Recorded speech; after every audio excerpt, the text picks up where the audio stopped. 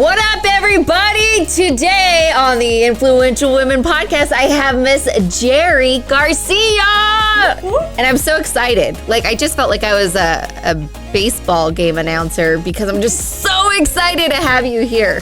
You've been a lifelong friend, and but you know what? This is going to be a good podcast. Like, right now, I had to stop because, Jerri, I call her Jeezy, so we used to teach together. We used to teach PE in middle school for 2 years, and we would drink tea. So I stopped and got us a McDonald's tea because when the other person would bring the other person a tea, we knew it was going to be a fantastic day. Absolutely. I almost bought us a burrito this morning, too. Oh, we would have a breakfast burrito from Casa de Burrito. Yep, but it wasn't Thursday. It was Thursday burrito day. Yep. And you're so amazing. Like, you were just so inspiring and so helpful during my 2 years teaching with you. I always looked up to you, but we had so much fun together. So much fun. Jeezy, just tell me a little bit about yourself. Okay, so this is my 27th year of teaching. I have loved every bit of it. I mean, I taught from kindergarten to 12th grade. And, just the other day, I introduced a new lesson to my students, and I said, we're already in the fourth quarter, and I go, this is one of my favorite lessons. They're like, Miss Garcia, you say this every time. I go, I guess I just love what I do. Every project that we do, I just know that I'm going to get some great product from my students, their creativity and some of the stuff that they come up with. I'm like, wow, it's just phenomenal for middle school kids to have that. Anyway, so about me, I have 3 boys. I love my boys. I had 3 children in the matter of 17 months. Oh, my gosh. My Javi is 17 months older than my twins, Ian and Alan. And, talk about God gives you challenges, and he doesn't give them to you unless he thinks you can handle them. And, boy, let me tell you, I handled it. He gave me that, and I did. I prayed for boys. Dear God, give me boys. Really? You didn't want a little girl? No. You didn't want a little Jeezy? Jenny, I teach middle school girls, and they're, I would probably have lost my job because middle school girls and their moms, when I see them interact, it just breaks my heart sometimes. So I did. I prayed for boys because I knew I could handle them. Another reason why I prayed for boys is because I was a tomboy growing up, okay? And I thought if I had girls, I'd be stuck at home with the girls while my husband would go out and about. And I'm like, well, at least if we have boys, I'll be going too, going with my boys. And I wouldn't have to stay and have I don't have anything against cheerleading or dancing, but it just wasn't my forte. I was more athletic, track, basketball. And, I just love my kids. And when we first started teaching together, you didn't have kids, and I would just tell you that just great things that my boys, they're just my whole world. I knew that, actually, before I even met you. We were at a teaching conference or something together, and I just knew who you were because I was walking behind you, and you were talking about your boys and baseball, and I'm like, she is a proud mama. And now I get it. Mm-hmm. I get it. Mm-hmm. Like you do. You live for your boys, and I admire that. Yeah, thank you. And I guess that's about it. It's my kid. Oh, I have a grandson. Oh, my what? Lord. You're a grandma? You do not look like you could be a grandma. You're like a gilf. Thank you. I guess that's a good thing. No longer a MILF. I've graduated. No, okay. But yeah, my grandson is 10 months old. Oh my gosh. He just has such his, that at that age, they're starting to develop their personality, and he gives you angry eyes.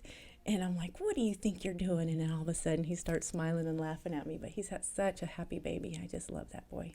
Is it better to be a grandma than a mom? It's different. I wouldn't say better because I wouldn't, for the life of me, I love being a mom. Mm-hmm. I'm going to have that for the rest of my life. And being a grandma is just awesome. I mean, you look at you when you hold that baby, you watch, you're going to come back and listen to this. When you hold your first grandbaby and you look and you see your child in that baby, oh my God, it's the best. That is special.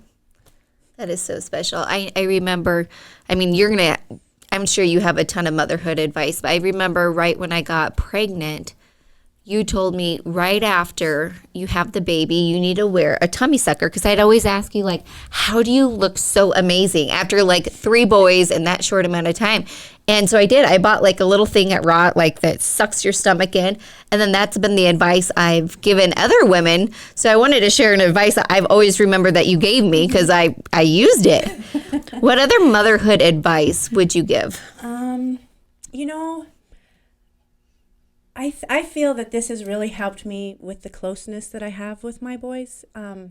Every night they slept in 3 different rooms at a certain point, because until they were 4, they slept in my room. But once they graduated and had their own rooms, every single night I would go in each one of their rooms. And every night I would make sure I wouldn't go in the same child's room first. I'd always take turns, and you know, because you don't want them to think that, and they're going to think anyway, that you love your so-and-so more than me.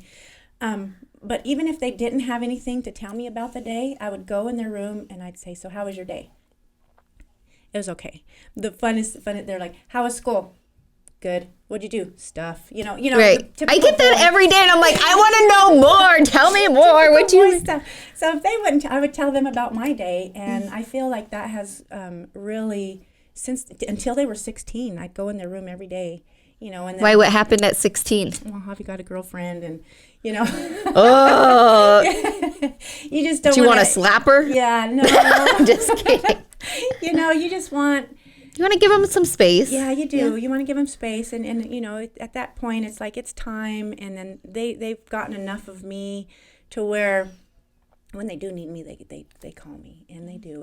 And Javi still, I'll know when he needs to talk to me, because he'll be like, Mom, what are you doing? Mm-hmm. Or Ian is like, are you home? And Alan, you know, they all just come, and they come and have that one-on-one time with me, and you know how important that is that one-on-one time is so huge, and it's hard when you have multiple kids, so it's so important that you take the time. We do that too every night. We do like what we're, because it's hard to get answers out of kids, like right. Yep, what'd you learn today? Nothing. What was the fun? Oh no, recess. Mm-hmm. Like, you know, and so we ask questions. So we ask, what were the 3 best things that happened to you? What were 2 things that didn't go your way, that didn't go so well? And then 1 thing, what are you looking forward to? Mm-hmm. And that has been, it's been fun, because we get a little bit more answers out of them. Not always. I mean, kids are just still going to be kids. Yeah. But it is important to have that one-on-one time. Do you have a favorite? No. They would think so. But I think each one of them bring me something completely different. Yeah. You know? And so you love them for the different reasons. Yeah. It's so hard to. Yeah. And, you know, like Javi, he just loves harassing me. You know, that's how he shows his love to me. And that's where you get your harassment. Yeah. He harasses me. And you know, Alan's he wears his feelings on his sleeve, on his shoulder. You know, he's just very caring and loving. And Ian puts me in my place. He's like, if I go do something, he's like, well, should you have said that? Do you really think that this is, you know, he really questions me and he puts me on my game. I'm like, all right, yeah, you're right, you know. But, yeah, all 3 of them, they all bring me something completely different, and it's completely special. And I'm so blessed. I mean. You are. But they're blessed to have you as a mama. What was one of the hardest things being a mom? Like, what was one of those roadblocks where you're like. Okay, so, one of them, when Javi was in 5th grade, him and I butted heads. Oh my God, it's like, oh, you know, and he had this friend that I didn't really like, and he wanted to pierce his ears. And so, I mean, he was adamant about it. So me being the mom that I am, I bought him earrings, magnetic earrings, you know, and he was fine with that. Oh. You know, because the other kids saw him had earrings, and they looked like they were pierced, and, you know, and you compromised. Yeah, compromised. So that was tough, because, you know, we're knocking heads, and then you know, my Alan, he's just always like, I don't know, the boys tease him all the time, because, you know, he's mama's boy is what they say, and he never wanted to do anything. You know, it's like, my legs hurt. I can't, you know. And so now it's like, now that they're grown up, he's like, well, Mom, my back really hurt. And I'm like, and you didn't love me. And it's like, what? You know, so that's, I think, one of the hardest things is when they come back and tell you that you didn't love them, or you didn't see this, or, you know, and I don't know. And then I did, what did I ask them? Because getting ready for this podcast, I kind of asked them some questions too. Oh, I asked them what was one of my failures in my life. And Javi's like, Mom, I've only known you 10% of your life. You know, that you can see that attitude there. And then Alan's like, Mom, you failed pretty bad at Mario Kart. and then Alan comes back and he's like, Mom, you really failed at being an abusive mom. Well, I didn't want to be an abusive mom, so I guess that's they're all good things, and it's so funny. But that's just to see the different, how they're so, and they all three look so much alike, but they're so different. You know? Mm-hmm. They really are. Mm-hmm. So much fun. Oh, and you know, what I loved about you when we taught together is you would have kids come back to visit you. And kids don't do that with very many people. And when they come back to visit you, that means you touch their life in a special way. Tell me a little bit more about like your relationship with students and what it means to you, or, you know, just tell me a little bit more about that. Well, funny you say that. Currently working on my doctorate, because pretty soon you call me Dr. Jeezy. Dr. G! What?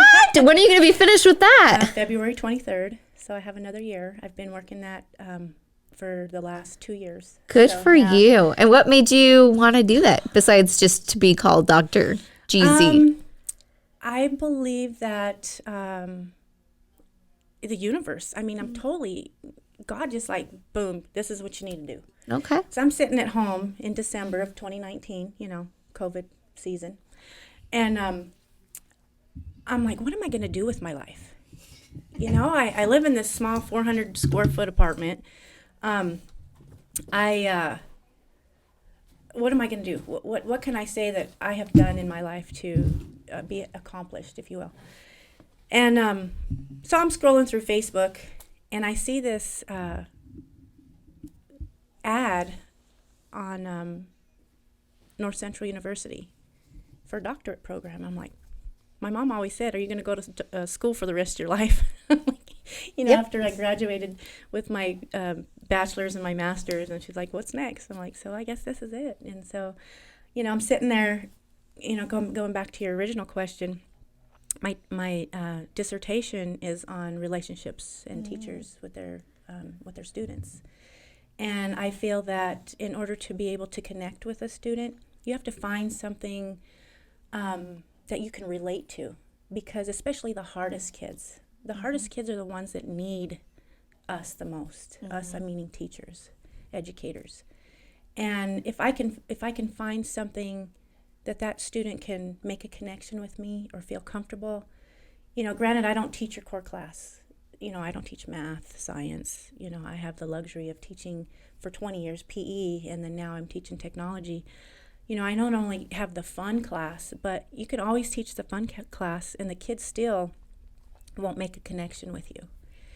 And part of my dissertation is that I believe that when you connect with a student, they're going to be more willing to do things for you. And for me, that would be a better person.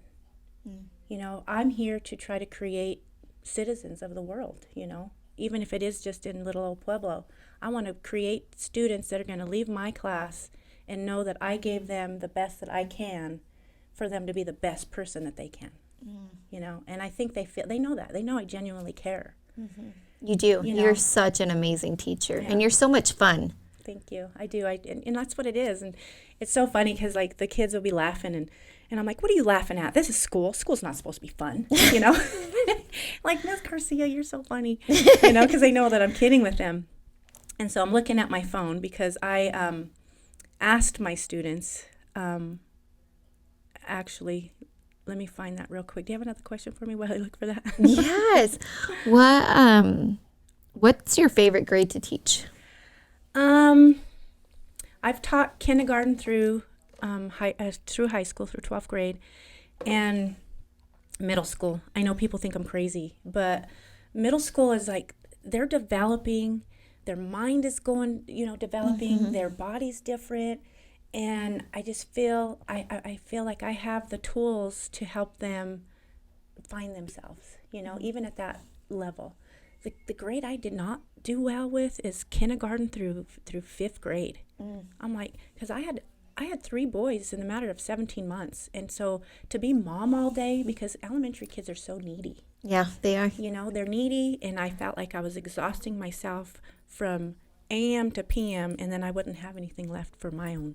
You know? And that's important. Oh, absolutely. Absolutely. So anyway, so the 3 words that describe me, I'm going to beat you to that, because I asked my students. She is now the host. I love it. I asked my students, help me prepare for this question. And they told me that I was amazing, gorgeous, and smart. Oh. And I told And them, all of those are so true. I'm like, I just love you guys. And now I know why I love my students. They know how to make me feel good. But yeah, that's what they said. How often do you ask your kids what they think of you? Because I feel like as teachers, you know, we're always giving them the compliments. We're always, how important is it almost to just stop and ask the kids, like, what could I do better for you? What do you think of me? Always. I mean, how did that make you feel? Oh, like, it made me feel great. Like the worst day of your year. I was amazing, gorgeous. Like, you know, you've got these little 7th graders, and they're telling me that I'm gorgeous. I'm like, I just love you. You know, I'm so old. And yesterday was my birthday. They're so cute. So yesterday was my birthday, and I think I got like gift cards from Starbucks, and What? you know, yeah, my kids are they just love me, and I just know. love it. And every single class saying happy birthday to me. But granted, I went to Walmart and I bought these cute little cookies. Some of them were carrot cake cookies. Oh, yeah. And those little sugar cookies with the pink frosting. So I had cookies for each of my classes. And I said, I've got cookies for you guys, but only if you sing happy birthday to me. So I happy birthday sang to me quite a bit. I love it. Then when they of course, kids, they don't know that they shouldn't ask a woman how old they are. How old are you? You're the cutest. And I don't mind telling you. So what kids don't know, and Jenny, not to ask a woman how old they are, because they think that but I love telling people how old I am, Jenny, because I don't feel my age. I don't act my age. And when I tell my kids, they feel like, you're lying. Like, why would I lie about how old I am? Come on now. I'm 53. You go, girl. 53. I turned 53 yesterday. And you've always been in amazing shape. Granted, you were a PE teacher, but like, what do you do to stay healthy? Well, Jenny, moderation is the key. I exercise moderately. I eat in moderation. Sometimes she'd be hungry and just would want a Pop-Tart for lunch. And she would have one instead of the 2. We would be like poor teachers, like, all right, what do we got in our things today? Got Pop-Tarts. We got, what else did we? Remember when Matt Dudley, when he was my student teacher, he brought us that big bucket of goodies? Oh, yeah. Oh, so much. Speaking. Okay, now I'm like visually with us together in the office, right side by side in the girls' locker room. We had so much fun. Our desks faced each other.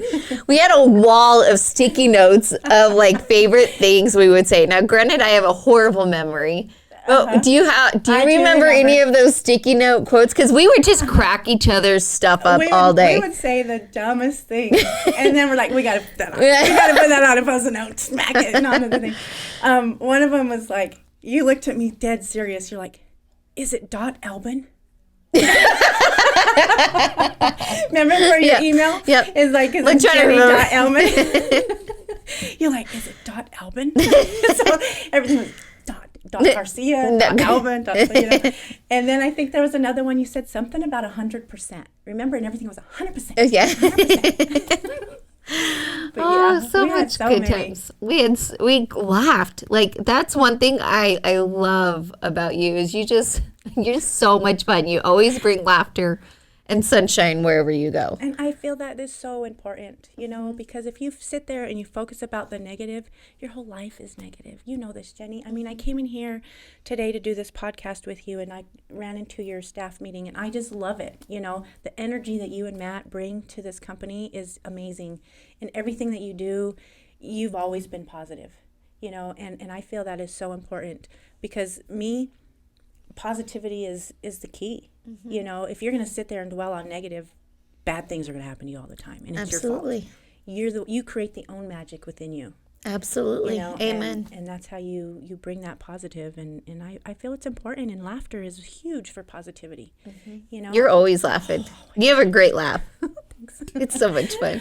it's so fun. And you know, my friend that I teach with now, Rose, she before she became my assistant principal, which, you know, that's kind of a fun thing.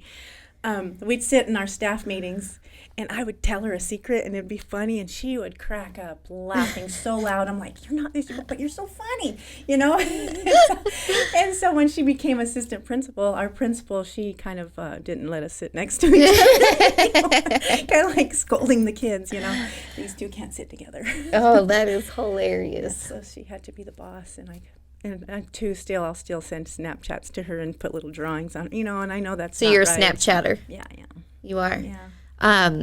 You know, all of your boys played baseball. What would be like your baseball walkout song? Oh, geez, my big baseball walkout song. Gee, you caught me like, Like, what is your jam? Like, what gets in your bones, or like that? I don't know about the baseball walkout sound. Okay, but okay. you know What's your what? favorite song, or like what's? I've got a couple. I love music. I love the "It Takes Two" by It takes two, baby. No. Oh. It's by Rob Bass. You never heard that song? Oh. Can I play it for you? Sure. Freaking technology I know, teacher I in just my love this, you know? bringing technology to my podcast on her phone. Oh man. When I go to California, as you know, that's one of my Happy places. happy places. I go visit my best friend from high school. We've been best friends since we were sophomores in high school. And we have concerts in her car because she lives in California. So in order to get from one place to the other, we got to be in the car for a long time. But this song right here, girlfriend. Put it close to the mic. This is her jam. This is her walkout song. Oh, yeah. Oh yeah. I knew you knew this song. Yeah. Because I like it. But yeah. Just gets you, you know, going. It takes two to make a thing go right. You know. You're so funny. And so we're always singing in the car, and you know, sometimes I have to make sure she's focused on the road. You know, you've had a lot of accomplishments in life. What's the thing that you're most proud of, where you're like, I've made it? As a professional woman, that's a hard one. Naturally, a woman's going to say her accomplishments are her kids. You know, because when I look at my children, now that they're adults, Jenny, when your kids become adults and they do great things, even if they're not great things for the whole world, but for you, they're independent, they're working, you know, that's an accomplishment, because that means part of you has done something to them and you're inside them, you know. And when people come to me and tell me that your kids are amazing, that is an accomplishment right there. And it's people that have worked with my kids. You know, all three of my boys. So my side hustle is I work at the Pueblo Country Club. Because, you know, all teachers, you know, master's degree, and I work, and I have to have a second job. But anyways. Do you think that doctorate degree will help? A little bit. Okay. Not a whole lot, but a little bit. All three of my boys worked there at the country club. Because before that, I was giving them like $200-$300 each. That's like $600 a month. And all through high school, they didn't work because they played sports, and I believe that was a big part of them staying out of trouble. Sports is a good for, I think, a lot of people to be able to stay out of trouble. But anyway, so what was the question? I lost my train of thought. What's the thing that you're most proud of, that like you're like for yourself, that you felt like you made it? That I made it? Wow, you know, being that I was the first to graduate from college from my family, that's huge. It is huge. You know, because none of my dad's family, none of my mom's family. Oh, wow. You know, and so when I graduated from college and back in the day, 1992. I think that was a bit huge. And I think I just love education so much, and that's probably why I'm still. Why did you become a teacher? Oh, Jenny, I wasn't even going to be a teacher. No? Let me tell you, God knows what he's doing. I'll tell you that right now. So I was an athlete in high school. I was a 5-time state champion. What? Yep. And that was all in my... What'd you run? I ran the 100, 200, 400, 4x1, and the medley relay. You're a little sprinter, huh? Yeah. That's why you got those nice legs. Yeah, they still sticking with me. And then, so I had knee surgery. I hurt my knee in high school, and I was really intrigued on being a surgeon. I wanted to be a surgeon because they fixed me, and I thought that was pretty phenomenal. So I went to school, and I'm like, yeah, I'm not going to leave my mom. I couldn't, So I went to New Mexico Highlands because we lived near a little small town near Las Vegas, New Mexico. And so I started going to school, and there was no surgical program there at New Mexico Highlands. And so I thought, you know what, I'll be a physical therapist, something to help. I wanted to help somebody. Yeah, I wanted to help people, physical therapy. And so, Jenny, one of my biggest failures in life, I failed chemistry 3 times. I could not pass chemistry to save my life. Mm-hmm. So I graduated with my degree it was called Human Performance in Sport. And my dream is to be an athletic trainer, professional. I wanted to be an athletic trainer since I couldn't pass chemistry to become a physical therapist. It's not an easy class. No. And so athletic training came my second, and I was athletic trainer for the football team, the basketball team. I just loved being able to make a difference, whatever it was. And then I graduated college, and actually my senior year, I started coaching basketball and track. Oh my Lord, Jenny, I fell in love. My athletic trainer at the time, he's like, Jerri, you can't be a coach and a trainer. You have to pick. And I'm like, oh, I don't want to be a trainer anymore. Yes, I want to coach. But they don't make very much money, coaches. And so you're going to have to be a teacher then. So I finished my bachelor's, and I had to go back to school to get my teaching license. Okay. And so then I started teaching, and my first day of teaching, Jenny, they do not prepare you in college to be a teacher. You know this. Mm-hmm. So went into my first year of teaching, and I've taught, it was middle school. It was actually at District 11 in Colorado Springs was my first teaching job. Wow. Pulled me back to Pueblo because I was born in Pueblo and moved to New Mexico when I was in 8th grade. But yeah, and then since then it's like it's something new every day, and I just like making a difference. You do. You make a difference in so many lives. I'm so proud of you. Thank you so much. I'm so blessed that you've been, part of my journey, because having good educators and teachers who truly care about your kids when you're not there. I mean, you're pretty much raising other people's children too, and to know that there's teachers like you out in the world that are making that positive difference. I mean, it's just, we need more people like you. Yeah. We truly do. Like you're a blessing. Right. And I remember as you said, parents, you want your kids to have the best teachers. And when you have twins, life is a little different. And when my boys were in elementary school, the principal at the time wanted to separate them. And I was like, no, I can't. What if I separate them and one has a good teacher and one has a bad teacher?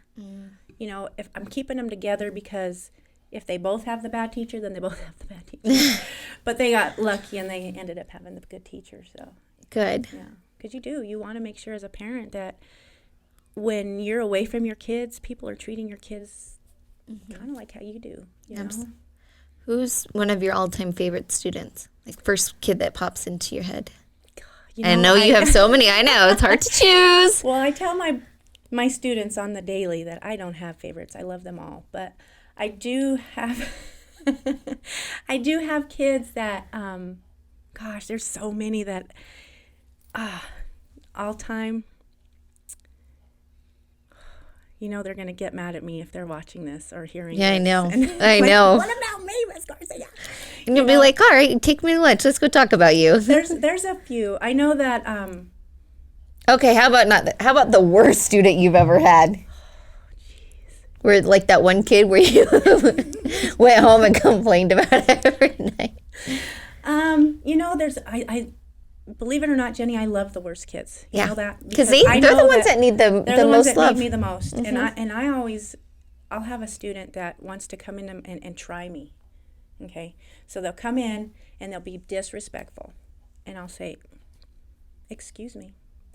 I would like to know why you're being disrespectful to me. When is the last time I ever disrespected you?" And they look at me and they're like, they have no answer for me. And then pretty much from then on, Yeah. But I do have a success story. When I first went from Keating, which is the alternative school that no longer exists, which should, because the kids need that. And I went to South, my first year at South. I had a student that she was kind of lost. She was in an abusive relationship. She talked to me all the time about it. I built her confidence up enough. She ended up running for homecoming queen.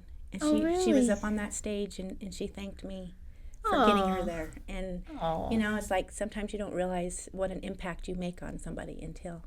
And now she's 32, maybe 33. Oh, wow. And I've had lunch with her a couple of times. Who is it? Ricky Abar. Okay. She's just the best. When she's like that, she's like this little therapist. Like, she was my therapist. So when Matt and I first started dating, she was there for it. She'd be like, "Who's this Matt guy?" And then you like talked me through, like, because sometimes women are crazy, especially at the beginning. And you would be like, "Don't be crazy, Jenny." Don't be crazy. So she's really the reason why Matt and I are together. Right? Yes, Matt thanks me all the time. I'm like, "Matt, please always thank me, even when it's bad." Because I know how crazy Jenny can be. He either loves me or hates me. Yeah. But every single time. And I remember a couple years ago, you posted on your story the vacation spot that you guys always, when you first went, remember that first vacation spot you guys went to? Punta Cana? Yes. Uh-huh. And I go, "Is that the vacation spot that you didn't want to go to? That you didn't want to go to. Unsure." And I was like, "Get your ass out of there and you make sure you go to that." Well, as a teacher, you couldn't leave for like a week. Right. So I had to say it was for a family wedding. And so we met a bride there, actually, and we crashed their wedding and taken pictures with them like they were our cousin because, my principal at that time was real special. And you don't realize that. I don't realize that I'm an influence in people's lives until, for you guys, I didn't realize how much I impacted the decision that you made for the rest of your life. And look at the beautiful children you have. See, I knew I was right. You were right. Yeah. He's a good man. 10 years? Yeah, 12? somewhere around there. 12? Married 9? Yeah. It was 12 years ago we started teaching together. So yeah. That long ago. Yeah. Oh my gosh. That's crazy. I know. And then look at you. God, Jenny, I'm so proud of you. God knows what he's doing again. I know. Because you go to school, you spent all that time and money to be a physical education teacher.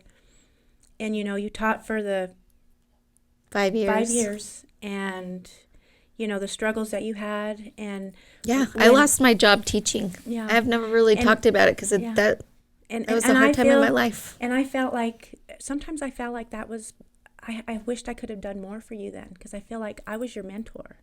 Did I do something wrong? Did I not teach you right? Because I'm always trying to use things as a teachable moment, and then I look at you now and I'm like, "No, Jenny, you were not supposed to be a teacher. You're amazing. Look at you. You have your own podcast. You have your wake up. You have your beautiful children. You have Matt. You have so much. Thank you. And you know what? If you would have stayed in that teaching position, you wouldn't be able to make an impact like you're doing now." Yeah. It was just hard. Mm-hmm. Hard time in my life. It was. Sometimes things happen to us that we don't think is fair or right. And I lost my teaching job. I still don't know why to this day. I didn't get along with my principal. I know exactly why. It's not what you were supposed to be doing. It wasn't, but I never questioned God's plan. It was hard to go through because I loved teaching and I loved my kids. But I was just waiting for the next door to happen. And, you know, he truly does have a plan. And I remember one of the things we got to do together that was really special is we got to do the Fellowship of Christian Athletes. It was a little huddle group we did once a week in the morning, Wednesday in the morning. And that was special. That was another thing we got to do. But it was just because of my faith, and I knew. But you did all you could, and I appreciated our time together. And I know that God put me in your life for a reason, you know, and that reason now I look back, and it was to help you be part of that molding you into the woman that you are today. And, you know, because you're younger, a lot younger than I am. And Not really. I feel like I was your, you know, anytime I have the opportunity to teach. Yeah. That's what you were for me. I appreciate your mentorship and your guidance. And it's crazy how, like, your work family becomes like your real family. You almost spend more time together than with your family. Yep. Oh, man. All right, we got to move on. All right. Here we go. We're changing things up. What is your favorite color? Go. My favorite color is colors. I love colors, you know, because colors. And you're wearing black and white. I'm wearing black and white. Cheapers. I love colors. Look at my black and white. You know what? Black makes a statement too. You know, black makes you feel confident and bold. And you know. I think all colors can do that if you use it to. Oh yeah. What's something that nobody really knows about you? I can't. That maybe your boys know. Let's see. What does somebody, you know, believe this or not, Jenny, I'm very shy. I am a shy person. No, you're not. In given situations, I am very shy. Tell me like a situation. Okay. Prove it to me. Well, if you look at my boys, they're very much introverted. Yeah. And a lot of people used to say that they're introverts because I would take over the conversation, which I do. You know, I've really grown into knowing when I can and can't, you know. But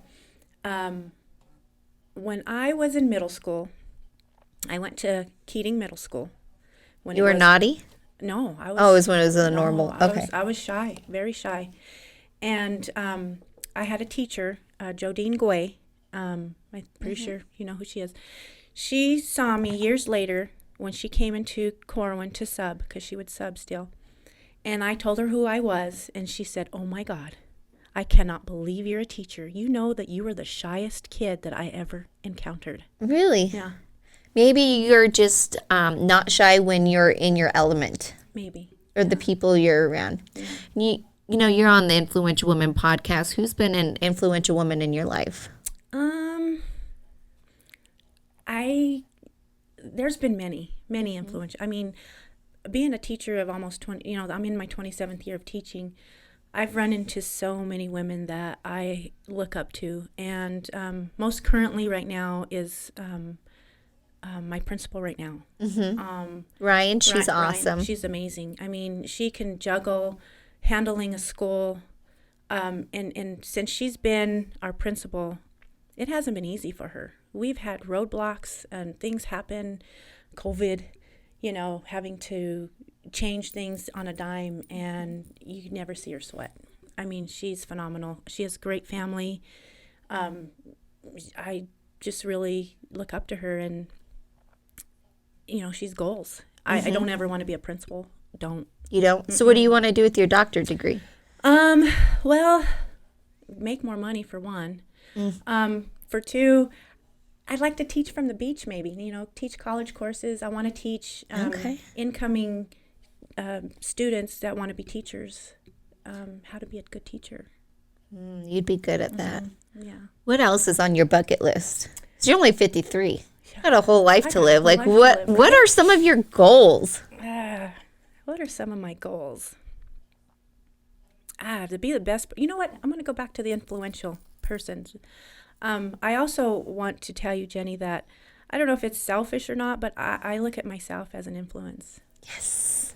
I do, because I might got to,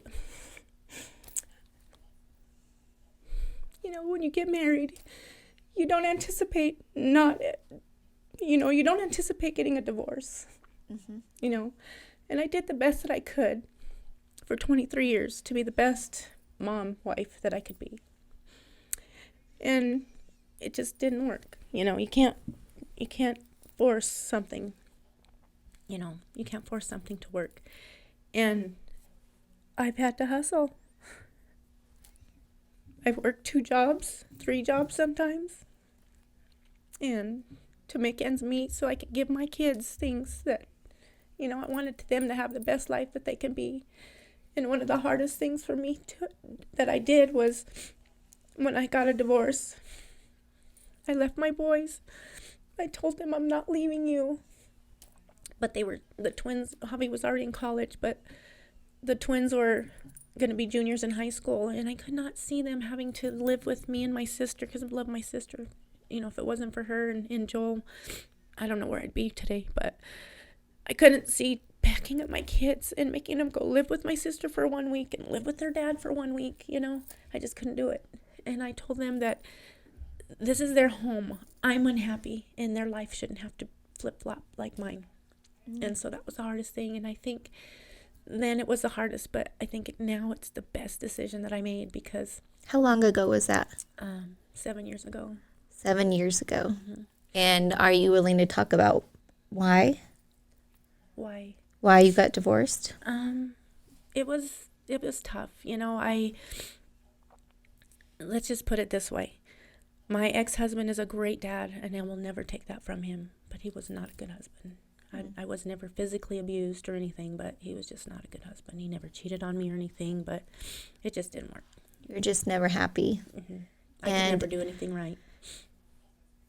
And what advice do you have for other women in that scenario? Because that's hard. That's hard when you're, it's a different lifestyle. You've had to hustle. You've had to make decisions for your boy. You know what I'm saying? What advice do you give for women that are in your scenario? Because nobody wants to get divorced at the end of the day. And I know you didn't. I know your marriage and your family, you lived for that. Mm-hmm. And so I know that was a hard decision for you. But what advice do you give to other women who are maybe struggling right now in their marriage? Right. The best advice that was given to me is, do you want your boys to be treated the way you've been treated? Or do you want your boys to treat a woman the way you've been treated? And that's when I made the decision. I'm like, no, I can't tell them that this is normal. This is not. And so when I left, the advice that I give women is that it's not easy. And if you have a good support system, use them. Don't take pride in saying you can make it. And it's okay. And how did your boys handle all of that? It was hard. My Alan didn't talk to me for a long time, for a good 4 months. And that was probably the hardest thing out of everything. And kids don't understand because, I have both my sisters. I have one sister that told me that it was about time because she saw a lot. Mm-hmm. And I have another sister that's like, she didn't know because I didn't let her know how life was. Mm-hmm. And she's like, I always looked up to your marriage. I wanted a marriage like yours and your family. And a lot of people didn't know. It was in, my kids didn't know. I'm not that woman that's going to argue in front of my kids, and then and so important, this is the most important thing, when you have children and you get a divorce, I told my boys, I will never talk about your dad. Never. Not to you. Because that's their dad, And you guys are still both involved in their lives. Absolutely, 100%. And, we get along. I went to his house for Easter, and that's important. That's imperative because you have kids out there that their parents are divorced and they don't even talk to each other, and it's years and years later. Do you want to date again? Do you think you'll ever... Is that important to you to find that, or are you just really happy being independent now? I think another reason why I went back to school, Jenny, is to avoid the whole dating thing. The truth comes out for Dr. G. Because I feel like I don't want, and I think that's what happens to people, is they rush back into a relationship before they can find out who they are. Mm-hmm. And I've done, the last 7 years, I have built myself in like an onion, I guess. I've taken the onion leaves, I don't know what you call it. The layers. The layers, there you go. And I'm in a place right now, Jenny, that I just love myself. That is so I so important do. to love yourself. It is. You have to put yourself first. It's not being selfish. It is not, because What do you do to put yourself first? Give me an example. It might sound selfish, but No, it's okay. It's okay for women to be selfish, because I think for so long society has taught us you put everybody else first, and you can. I mean, but if you don't put yourself first, if you don't take care of you, how can you take care of others? Because women are like the foundation of a family, of their friend, wherever you're at, you feel like, anyway, I do. I feel like I'm the foundation. And if my foundation is cracked, how am I supposed to help you? How am I supposed to be an influence? How am I supposed to, so yes, you're absolutely right. I'm pretty simple. I don't, I'm low maintenance, if you will. I do my own nails. Color Street. They're so pretty. I sell that, so if you're interested. No. Yeah. So if you want pretty nails, not little boy hands like me, she'll hook you up. Yeah. Pedicures, I'm not, once in a while. I do yoga. Yoga is important. Where do you do yoga? In my house. I love it. I have a little app that I do. And Yeah. I just roll out. It's so funny because I roll out my little mat and my cat, because no, I'm not a cat lady because I only have one cat. She's a cat lady. Oh, the truth comes out. And so he gets on that and he does his own little cat yoga. Oh my gosh. I need to see a video of this. And I do have one, so I'll show you. And then what else do I do? I just me time, when I go to California and be with my best friend, there's just like life stops, You just get to enjoy. You just enjoy. You don't think about bills. You don't think about school. You don't think about anything. You just go. So you don't want to date anymore. So what happens after you get your doctorate? I don't know. I don't want to say I don't want to date anymore, but because you have so much to offer. I do. Thank you, Jenny. You were just a good woman.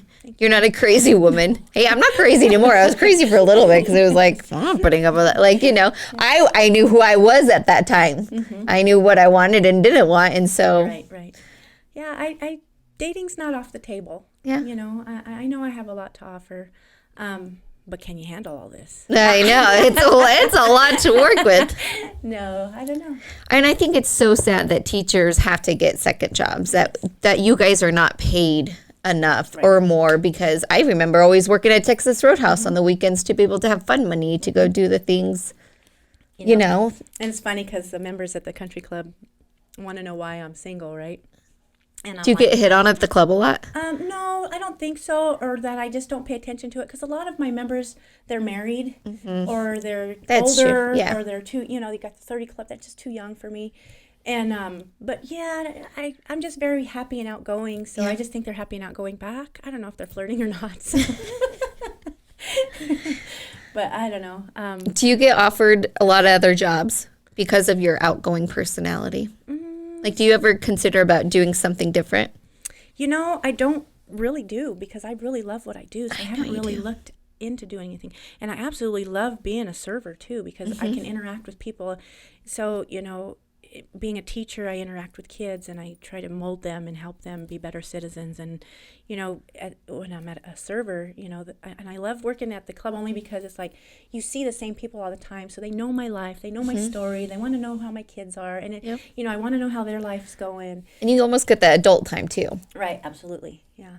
Which turns into you time, because you're happy. You're happy doing both. Oh, yeah. So always finding something that at the end of the day you're happy will fill your cup. Right. On a daily basis. Right. What's some of the best advice you've received?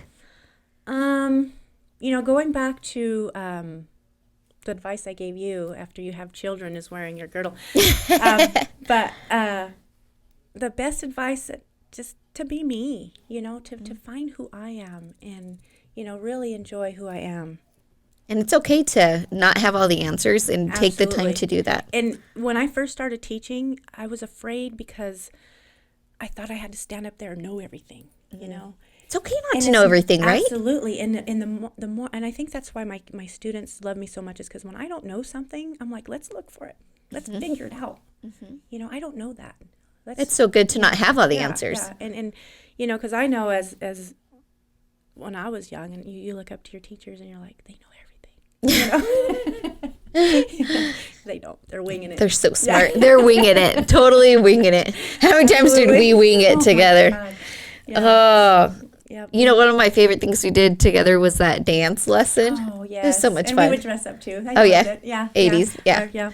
We throw the little fluorescent green shorts on and the fluorescent orange and put our hair up in pigtails. And we had so much fun. Oh, my gosh. And when we played basketball with the students. Oh, yeah. Yeah. Yeah, that was fun. Yeah, we had so much fun. Remember when that, I don't know if you want me to bring this up, but remember when that girl, one of our students, she got her arm. Where'd she get her arm stuck? Oh, no. She went there. She got her arm so. Where'd she get her arm stuck in? So we have these beams that are like these silver beams in the gym. And they're real wide and then they come back down and they're narrow. And I don't know how this girl, she got her elbow stuck between that beam and the wall. Yeah, and she Jenny did. looked at me and she's like, Jerri.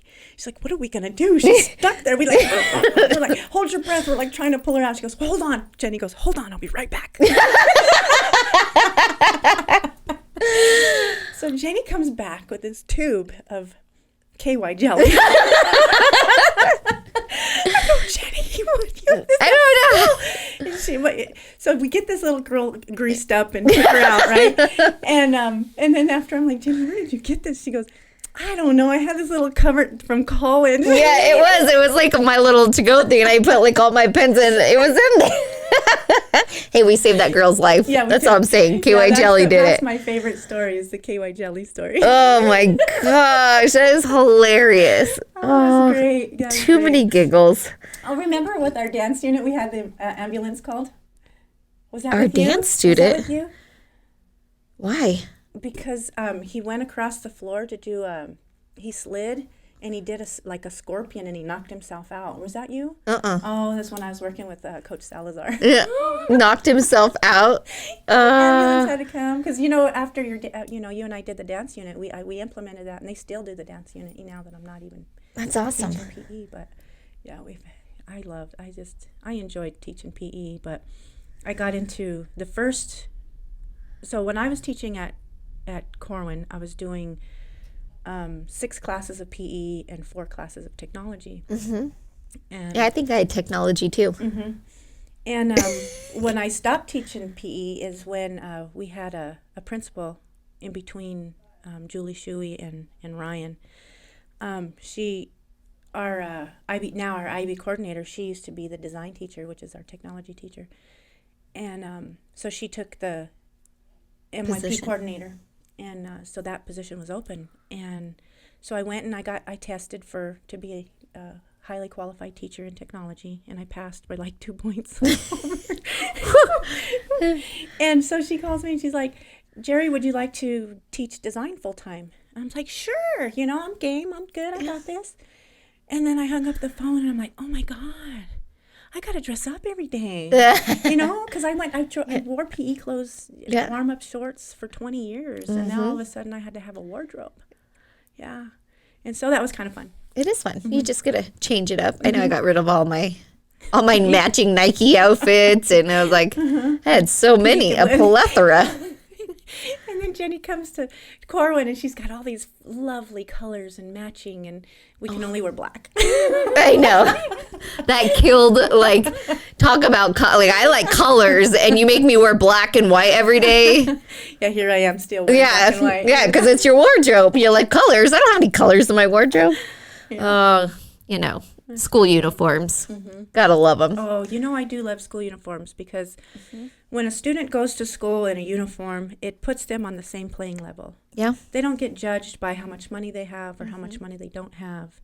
And it allows them, even though they hate it, students hate it, but they don't understand the whole concept that they're less likely to be bullied for their clothes. And if we can take one thing away from a bully to have power and use a uniform, I'm 100% for that. I love it. What else is on your bucket list? Gosh, I want to go to Spain, I think. Yeah. You deserve to. Yeah. This summer you should go. I should. Just go. Go for a month. Yeah. I wish. You should. Yeah. Why not? YOLO. You think they'll let me work at the country club out in Spain? Yeah. Make that extra Go get you a job. Yeah. That's what you should go do. Right? Go find a serving job for the summer. In Spain. In Spain. Oh, that'd be great. How fun would that be? Right? You should do it. That would be great. My boys would be like, can I go with you? I know. Yeah. Be like, yep, but you have to pay rent. You're going to serve 2 with me. Let's go. You gotta do that. Oh my gosh, that would be a blast. Yeah. Oh, but you would miss that grandbaby. Oh, he lives in Denver. Oh, he does. But he's the cutest. So he, I make sure that I FaceTime them quite a bit. And it's just so funny because, us being raised without technology, you think because your grandkids live 2 hours away, which is not really very far, they're not going to know who you are. But now with today's technology and video chat, he knows me, you know? And it's so fun because I went to go last Saturday and he just wanted to be with his grandma. He's just love him. It's the best. What else do more people need to know about you? What else? I don't know. What do you want to know? I want to know everything. I want to know, like, what's your deepest, darkest secret? Ooh, my deepest, darkest secret. I'm an introvert. I love being alone. I think that... I do, too. And I've turned into it, like, being a mom, I think. I think so. I don't know what it is, because I used to be super outgoing, and now it's like, I kind of like my alone time at home. Like... Yeah. And I think because... I think I'm an empath. I'm an empath because I draw off of everybody's energy. And so when I'm around a lot of people, I get tired. And I just want to be at home alone and recharge. What do you do? Like, do you watch TV? Do you read books? I kind of do a lot when I'm by myself. My mom goes, because it was during the pandemic, and she's like, you're the only person that I know that can be in a 400 square foot apartment and be happy. And are you still in a 400 square apartment? No, I'm in a 900 square feet, but I jumped up a couple hundred square feet. When are we going to make you a homeowner? I don't know, Jenny. I'm nervous because right now I'm just not ready. Yeah, you are. There's never a good time to be ready. Let's go. We're going to go house shopping this weekend. Let's do it. My mom would be so thrilled. Yes, I want to make Mama proud. But so what I do by myself, I can binge watch. I've done Ozarks, Queen of the South. Ooh. Yeah, you got to watch that. Have you seen that one yet? Yeah. Mm-hmm. And then, I watch a lot of like Baby Shark and Power Rangers right now. Those days. Yeah. Yeah, I watched a lot of Barney when my kids were growing up. I'm not into princesses, of course. Obviously, I have boys. When my boys come over once a week, and I make dinner, and we've been watching Iron Fists. We watch Cobra Kai. We watch all the guy stuff, and I love it. The action. What's their favorite meal that Mom makes? Oh, they're so funny. I was like, what do you want me to make? They're like, food. I mean, still, they're 23 years old. Food. I don't know. I enjoy cooking, and I cook once a week, which is great. Because, you don't lose that passion for cooking when you don't have to do it every single day. Oh, gosh. I just make so many different things. I think one of the biggest things they like is my... Can I guess? Yes. Enchiladas? Oh, they love my enchiladas, yeah. Stuffed sopapillas, those are good. I make a pasta, bow tie pasta, and it's so easy. And they're like, make that. I haven't made that in a while, so I'll probably make that next. Cherry tomatoes chopped up, bow tie pasta, the pasta that's shaped as bow ties. And what's it called? Farfalle, whatever. Farfalle. Something like that. We just call it bow ties. Chicken, Parmesan, simple, so easy. Yeah. Because it's hard. Like, as a young mom right now, like, we are on the go. We have stuff every single night. And I know you were on the go. Like, what did you used to do for dinners for those busy moms in this stage that I'm in? Yeah, because you hate to eat out all the time. Because you're not going to keep that going. And we're on a healthy kick right now. So it's like... Mm-hmm. Yeah, you just have to plan ahead. And sometimes, especially... And I was fortunate because with 3 boys... They all played baseball. I didn't have one that liked soccer and one that they all liked the same sport. So that made it easy. And we'd be gone, on baseball trips. That's really what we did our vacations on, was going out of town for baseball. And just keep it simple. I'm not a huge health freak, Gosh, that was a long time ago. seems like, like 10 years. I remember when you'd be like, oh, my boys just eat everything. I got to go grocery shopping again. But you know what? I always buy those cuties. I'll buy cuties in like 6 different packs because they'll eat the crap out of those cuties. You remember telling me that? They were so easy to peel. Yeah. The funny story with my kids, the twins were talking about it, and they're like, yeah, we were poor growing. I go, what? The twins thought we were poor growing up. And I'm like, why do they say that? Why? Because you fed them ramen noodles? No, because, so I always thought that I'm going to make my kids eat at school, the school lunches, so they could appreciate my food, right? Because, Right. And you'd have to pack lunches. So the twins would only eat what was given to them, whatever the meal was. They never asked for more, so I never gave them more. I thought that I was plenty for them. So that was one of the reasons why they thought they grew up poor, because they never got to eat a lot of lunch. It was weird. So I was like, call your brother. What does he have to say? Javi, were we poor? He's like, no. And then they talked to him, and he was buying lunch. I was like, I always wondered why I had to put more money on Javi's account than the twins. He was buying lunch for everybody, and the twins were like rationing out theirs because they thought we were poor. Oh, that is so funny. Kids say the darndest things, my don't gosh, they? They do. They're so funny. But yeah. What's your favorite sport? Well, Jenny, as a PE teacher, I love sports. I love to play basketball. I love to play volleyball. As you know, I love track. I don't like to run long distance. That's not my thing. My favorite sport to watch live, I like watching football live. I like watching football live. I love going to baseball games. I'm a sports guru. I don't get all into. I don't have time to know who's playing where or what.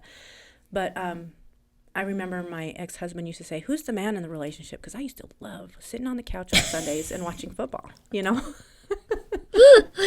You took some of his manhood away because you're like, I am the man. I'm watching football all day. I'm going to sit my butt here on the couch. Will you bring me a snack?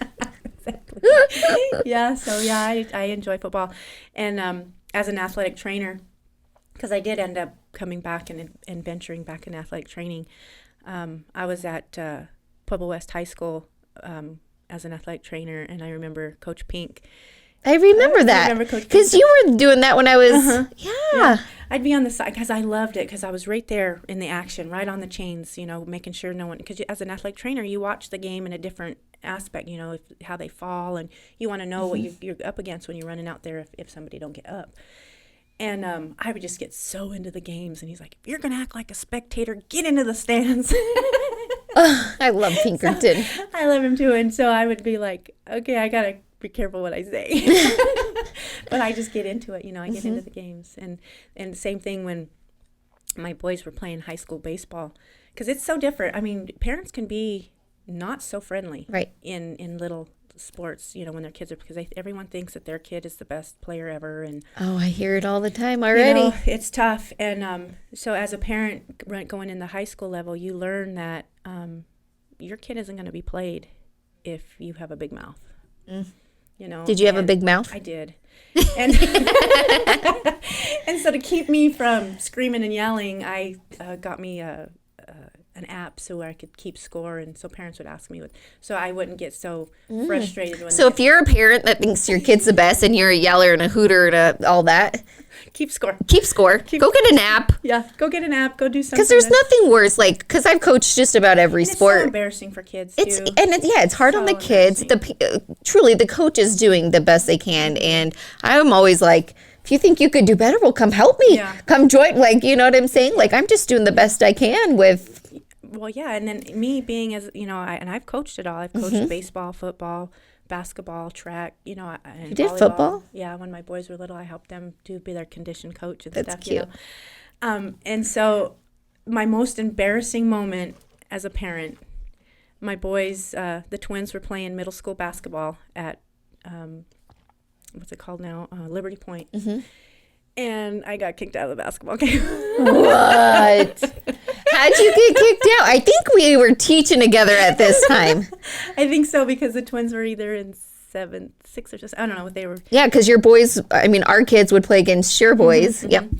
And so me and the official, we've made friends since then. I can't remember his name. But anyway, he was coming up and down the court, and he was officiating with another woman. And I'm like, just hackling him the whole time. And I'm like, yeah, you know why she's better than you. You don't know what you're doing. This little thing. I mean, I was just like, pick. Yapping. And then Ian went up for a layup, and he got crushed. And he didn't call. I go, oh, my God, you're horrible. He blew the whistle, pointed at me, and told me to get out. And he goes, I remember this. He goes, how embarrassing for you. I go, no, how embarrassing for you. I just walked out.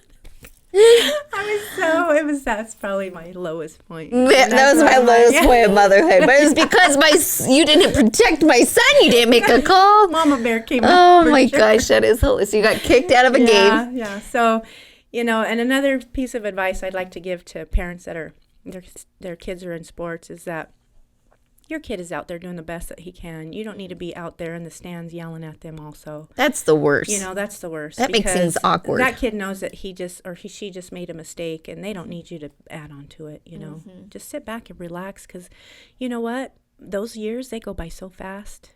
And now my boys aren't playing baseball anymore, And so you have to sit back and enjoy what's happening. And if your kid's not playing, it's probably a reason. At the end of the day, even though you think they're the best. Right. Not because the coach has the favorite. Nope. Coach plays, because I'm a coach. I play the best. You end up playing the best. You want to win, And if you sit there and play, if I sat there and play the favorites, I'd probably play all the kids that weren't really good, because that's where my soft heart goes, know. And they're out there trying to learn. And just like, like I don't have anything else to do with my life, Jenny. Now what are you doing? I coached volleyball and basketball I this year. saw that. On top of working on my dissertation and working 2 jobs. It was great, but, we didn't cut anybody. These kids, the last 2 years, because of the pandemic, they weren't able to play basketball, so they didn't build those skills. And, I just couldn't cut them, and I hope they appreciated it. I know that all of them didn't get playing time, but they got practice time, and that's important. And they got to learn to love the game, and we did pretty good. It's so cute. My middle school boys are like, "Yeah, you went 10-3, but you lost your 3 games to the same school, Miss G." That's how it goes sometimes. Miss G, what are some of your nicknames you've been called throughout the years? Jeezy. Miss G, Miss G Thang, Ian Martinez Mcgraw. I'm sure. Do you know who he is? He coaches. Anyway, he's one of my old students. He used to call me G Strang. So yeah, he's gonna be mad at me for shouting that out. Oh, I love it. And then I remember we would even go to the pantry with some of your old students. Oh, yeah. Like that little group. Baker. Yeah, Zach Baker. And Amanda Garcia. And Megan Amuller. Yep. So much fun. Much fun. It's so fun. And I do. And all my students now, they're like, add me on Snapchat, add me on. I'm like, nope, you can't, not until you leave. You gotta not be my student. It's a rule. And some kids, they'll come back and try to be my friend and on social media. And I do. I have them back, and I see so many. It's so awesome to see so many of my students that I do add on social media, and they become a nurse, or they become a police officer. And it's just so awesome to know that even it's just a little piece, I had part of them becoming successful. And you've done that with so many. How many kids do you think you've taught over the years? 27 years, Jenny. And this year, how many students do I have? 300 students this year. That's crazy. Yeah. That's so crazy. Yeah. What is your why? My why. I got it in my notes.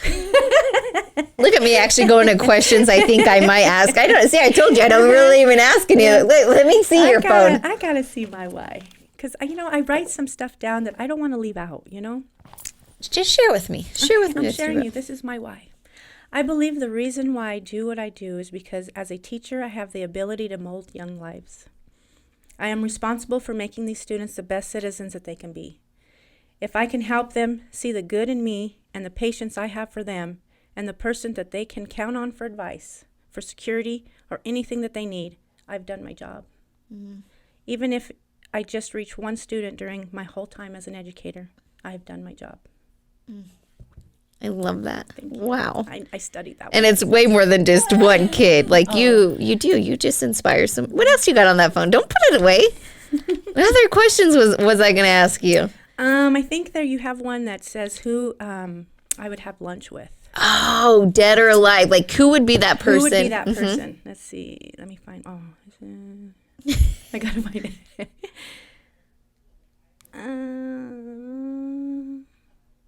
Why didn't I?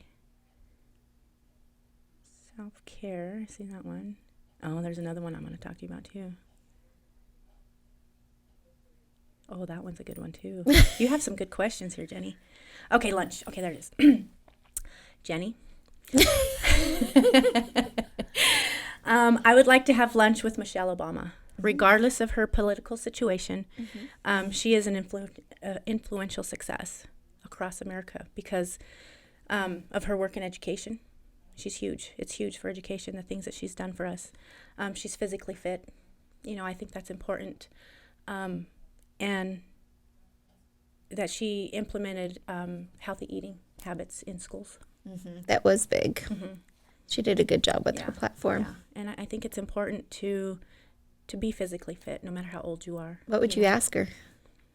I would ask her how she did it. What's her why? Because I think that's important. What is your why?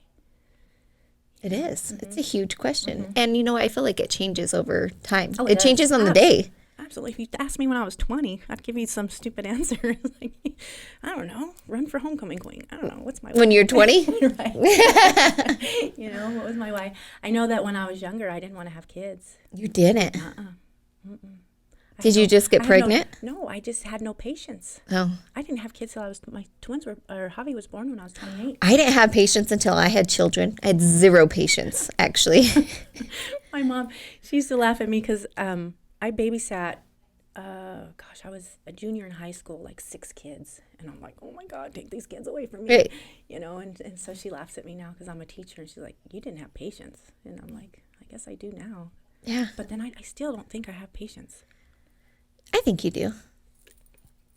Just not for dumb stuff. Exactly. No, but I have patience. Yeah. It's so crazy. Yeah. You're the patience that you think you have, it's crazy. There's another one I wanted to share with you. Let's see. Did we already talk about when did I realize I was an influence? No. Ask me that question, Jenny. So, Jerri, what do you think you're an influencer? That's always my last question, but we'll go there now. I can wait. No, it's good. Okay.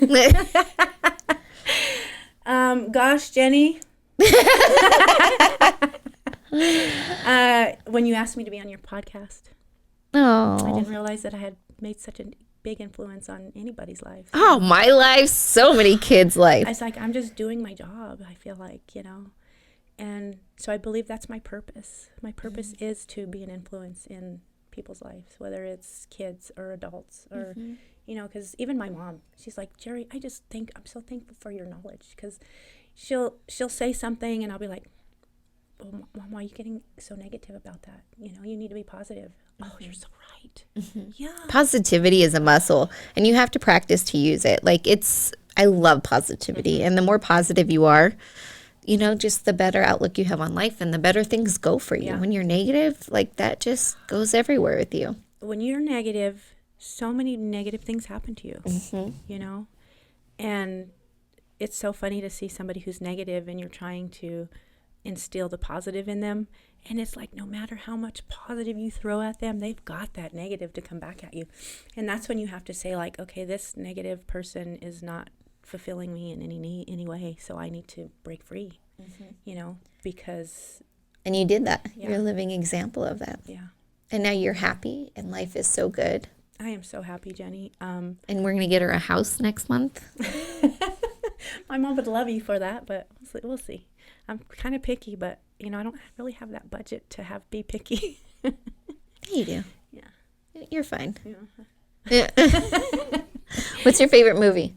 City of Angels. City of Angels. That's a classic. How come? I just love Nicolas Cage. I mean, he's so good, isn't he? So good. And I just feel like we do have angels upon us, and sometimes you're like a living angel. Thank you. Quit it. You're killing me, Smalls. Yeah, that's one of my favorite quotes too. Yeah, City of Angels by far is one of my favorites. Yeah. It is a good movie. I love Nicolas Cage and like all the National Treasure. I don't know why I liked those movies so much. But I think he's just like, he's like a badass, and I just like that type of, in the Liam Neeson movies, love those. I don't know who that is. Taken. Have you watched the movie Taken? Yeah. Oh, yeah. That guy's good. Oh, yeah. He is a badass. That's a good one. Yep, just badass. Yeah. And I'm not going to lie. I do like those Magic Mike movies, too. What kind of woman would I be if I didn't, right? Yeah. I actually just listened to Matthew McConaughey's book. I forgot he was in Magic Mike. Yeah. He talked about it. Yeah. Do you read books? I do.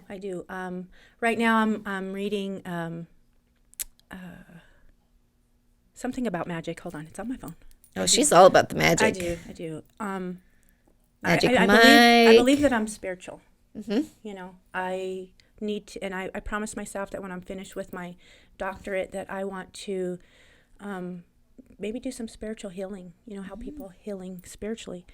She's just a helper. Do you see that? She just wants to help everybody in the world. Everyone to be amazing, and it's called Real Magic by Dr. Wayne Dyer. Okay. And it just talks about how you can create your own magic within yourself. And I think that's powerful because... Say that again. That's powerful. Nope. The other one. That you can create the magic within yourself. You can create your own magic within yourself. You just got to find it. And we all have magic within us. Like truly, we all bring something special. But sometimes people are just okay with not finding it, going with the flow. And their self-doubt brings them down. You cannot doubt yourself. Once you plant something that you want to do, you cannot talk yourself out of it because we're the worst people to do that. I mean, people do that all the time, Ken. We're our own worst enemy. Exactly. Man, if you can find I feel like there's so much power in that statement. Like if you really just found out what your magic is and then shared it with the world, like. And that's what Dyer talks about in his book is, when you sit there and meditate, you can everyone meditates in a different way. You don't have to sit there Indian style because my back hurts. I can't sit there. I got to get me a comfortable position when I'm meditating. And even if it's just 2-3 minutes to sit there and meditate, you can have some answers. There for a while I was struggling getting up in the morning. I'm just so tired, and it's like the more I tell myself I'm tired, the more tired I'm going to be, And so I sit there and I'm like, okay, I'm going to intend to see myself get up in the morning and have like a little routine that I have in the morning with a purpose and do my meditation. And so I've been doing this, and every morning I wake up and I'm ready to go. Tell me a little bit about morning routine, because I feel like how your morning is, how it's structured, kind of sets a tone for the day. Absolutely. And I remember my grandpa used to say a messed up bed is a messed up head. So if you don't fix your bed in the morning, your head's going to be all messed up all day. We don't make our bed. We just throw that one under the rug. We're too busy. I'm like, we're good. And there's nothing like getting into I love it. That's why I like going on vacation because I'm like, somebody. You know why? Because it was like one of those things you probably taught me not to be crazy about. I'd be like, he doesn't make his bed. And I get out of bed first because I'm coaching at like 6, and he goes to work at 9 and he doesn't make the bed. And it drove me, and you're like, Jenny, quit being crazy. If that's the worst thing he does, it'll be okay. And so you taught me it's okay to not have a made bed. And then you're like, you need to make your bed. That's part of the morning routine to make you successful and positive for the day. Okay, so maybe let's go back a little bit. But yeah, you can't fret on the little things, or you'll never find you anybody to be with. So you wake up. Okay, tell me about it. So Alexa's my friend. You know, as a single person, I talk to Alexa a lot. You know, other people are listening. Yeah. And so Alexa wakes me up at 5 a.m. Oh, so she's your alarm clock. Yeah, I'm like, Alexa at night, wake me up at 5, and so she wakes me up and tells me what the weather is, and I kind of don't pay attention because I ask her 3 or 4 times before I get dressed what the weather is, because I want to make sure that I'm dressed appropriately for the weather, especially with the weather the way it is. You know, right, in Colorado. 25 degrees when I got here, and it's going to be 69 And that's the first question my kids ask me in the morning, so I need to put a darn Alexa in their alarm. I didn't know she wakes, she would wake you up and tell you the weather, so thank you. I learned something new today. And so she wakes me up, and I'm like, Alexa, wake me up at 5:30. Give me 20 more. Give me another 30 minutes. So I finally get up at 5:30. I'll get up. I don't drink coffee, but I did buy me a cappuccino maker because for some reason cappuccino just tastes a little bit different than coffee. Because cappuccino. Yeah. So not every morning, but sometimes. And then I play fetch with my cat. What's the cat's name? Oliver. Oh. Oliver. So it's like he bothers me. And so finally I'll get a hair tie and I'll throw it, and he brings it back and I throw it. He plays catch. And then of course I've washed my face and I get in the shower. You don't wash your face in the shower? No, because I have like a little Lumini spa. Little thingy that I pay a lot of money for, then I got to make sure I use it morning and night. Because before I never washed my face before I go to bed. Maybe that's why I haven't rubbed my face enough for it to have so many wrinkles, right? And then I put my makeup on, I curl my hair, get dressed, and I leave. Yeah. Listen to music. I have to have my music on. Pandora Shuffle. Because I believe that if my Pandora's on shuffle, God's talking to me through the music. So he plays what you need to hear that day. What I need to hear that day. And it truly is. Makes me feel like, okay. And what does faith mean to you? Faith means that, personally to me, I don't go to church a lot. I do listen to church on my phone on Sunday mornings. I believe that, and I honestly, Jenny, I've been struggling with this for a while, and I think I just had an epiphany the other night that, because you listen to some people, they talk about the universe, and some people talk about God, but, it's actually both. And, I just feel like faith needs to be something positive in your life, and yeah, I think, I don't know, I'm kind of like still learning all that stuff. Yeah, me too. And it's crazy though, because when my boys were little, big Catholic, they were baptized, First Communion. I taught catechism. Yeah, kindergarten, because at least I knew that I knew a little bit more than the kindergarten about God. I didn't want anyone to help me. I do have my Bible app, and I do read every once in a while. It'll say. And I think it notifications come on like once in a while. Like you would think that you would have that every day. Daily? Yeah, but I think God just wants within me to, your settings. Yeah, God just wants me to be like, hey, look, check me out for a minute. And I'm like, okay, yeah, I gotcha. Oh. So yeah, I do believe in God. I don't believe in religion. Yeah. I think that it's very commercial. Yeah. So that's just me. I hope I don't get like shunned for that. No, you're not because that's one thing is like for anything. Everybody's different in their own way and what works for them, and yeah, it's all good. Being raised Catholic, and you always never really had a relation. I feel like I have a better relationship with God now that I'm not tied to a religion. If that makes absolutely. Sense. Yeah, You're come to Jesus talks. Come to Jesus talks. Lots of them. Yeah. You know what my husband says to me now? Can we have an adult conversation? Damn it. No! I have to adult? I know. I don't want to adult. And it's so funny because him and I were like very much both kids. And now I have to be the adult all the time. Like I don't get, like, how did you stay to be the fun one? Because like, I'm like, we both can't be fun. Like one of us has to. Yeah. No, well, when I was raising my boys when they were little, I was the no mom. but I think that's what our job is, Yeah. to handle that and make sure that they don't go too far and protect them and do what we have to do as moms. And sometimes we have to just say, no, you I know. I can't, tell my you know. kids, I love you, But no, but no. Yeah. My job is to be your mom. nope And on a rope. nope. Oh, I say nope on a rope all the time. My kids do. That's so cute. We got it from the movie Yes Day. Oh, yes. No, Mom? Yes Day. Yeah, I don't think I was that much of a no mom, but yeah. You were a fun mom. Yeah, I love my boys. I know that being a teacher allowed me to, I played all day with them, you know, when on summertime. And I know my ex used to get jealous because I was home alone all the time with them. And what'd you do all day? Like, played video games, Mario Kart, that I never succeeded in. You know, I remember my boys would always tell me, Mom, come and read this for us, you know, because they had played Zelda and they were like paragraphs. I was like, who's going to put paragraphs on a video game? I'm like, all right, I'll read it. You guys I gotta clean this house before Dad gets home. I remember that battle. I can't be sitting here playing games all day. Right? Oh, well, I love you.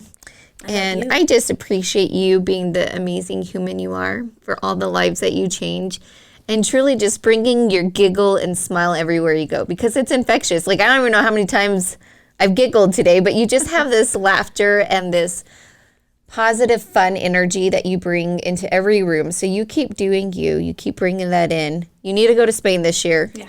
This summer. Okay. You should. Why not? We get one life. We do. And if you have the opportunity to do that, why not? And that's what I tell my students all the time.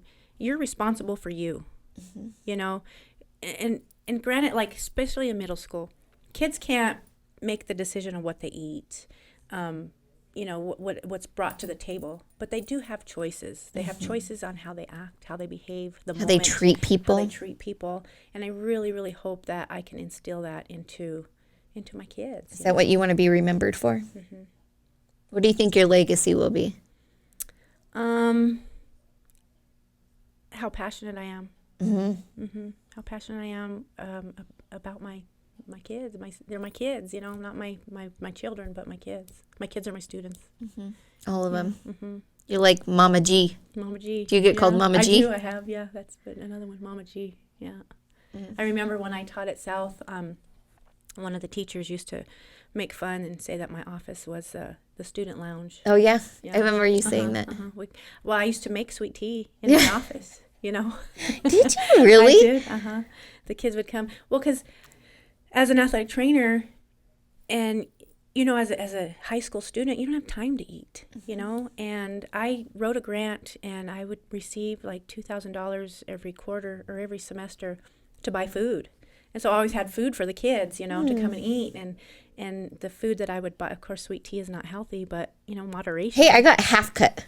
It's not like full sweet tea. Did you get half? I got half cut. I always get half cut. I was going to call you and tell you, hey, can you do that half and half? Oh my gosh, I was seriously speeding to make sure I could get McDonald's half cut tea.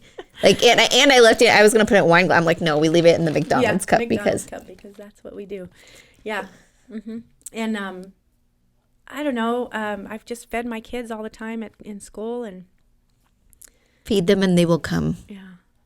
Right? Yeah. I've impacted a lot of kids, I think. I think so too. That's my hope. You know what I would love for the kids that are listening to this, just share with you like a special memory, because sometimes those special memories, like in knowing that you made a difference, and I know you've made a difference, but just the reminders and the memories, just, you know, I challenge you just to share a story and make your day. That would be great.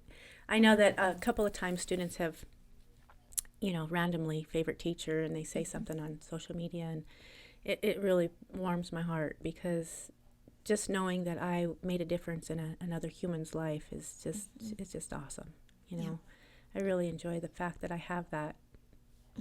And that's why we need to recognize more teachers for the work they do, because I know it's underappreciated, but I appreciate all the things you do. I appreciate the teachers in my children's life now.